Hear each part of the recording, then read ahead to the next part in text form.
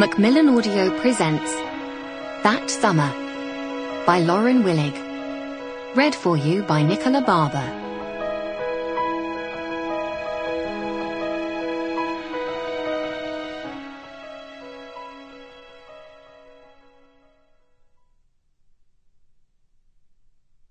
Chapter 1.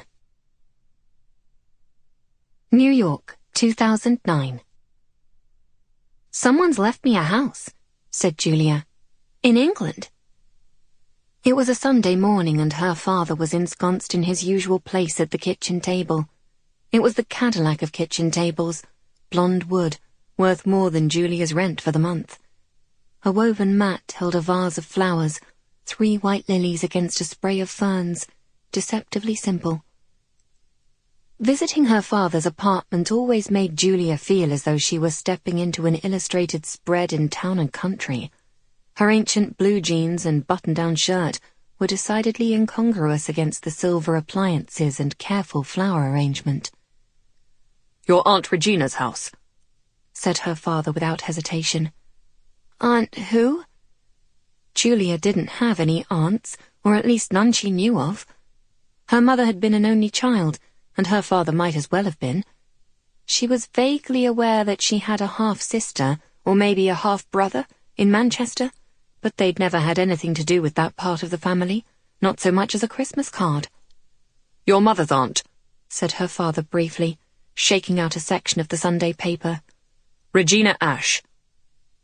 He didn't meet Julia's eyes. Well, that was par for the course, wasn't it? In all these years they had never spoken about England, about that grey prehistory that Julia revisited only in nightmares. Sometimes she dreamed of it still, the flash of lights, rain on a windshield, heard the screech of tires and her own cries.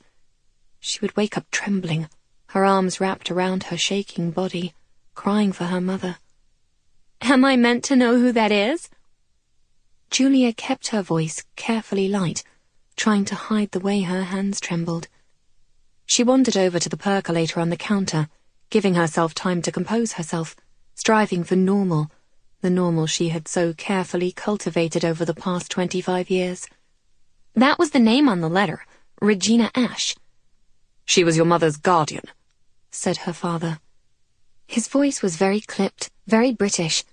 Rather than diminishing over the years, her father's accent had become even more pronouncedly BBC the longer they stayed in the States. He groomed it as one might a well-tended head of hair.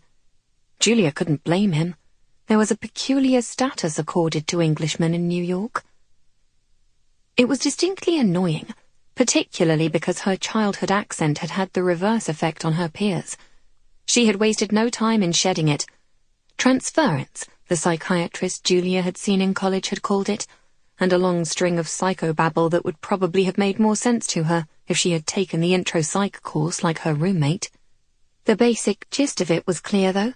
She had sloughed off that old self, that little girl who had lived in London, who answered to Julie, who lived with both parents in a flat with a garden, and become an American girl named Julia. It was a coping mechanism. Julia had nodded politely and hadn't gone back. She didn't need someone to tell her the obvious. "Right," Julia said. "Her guardian."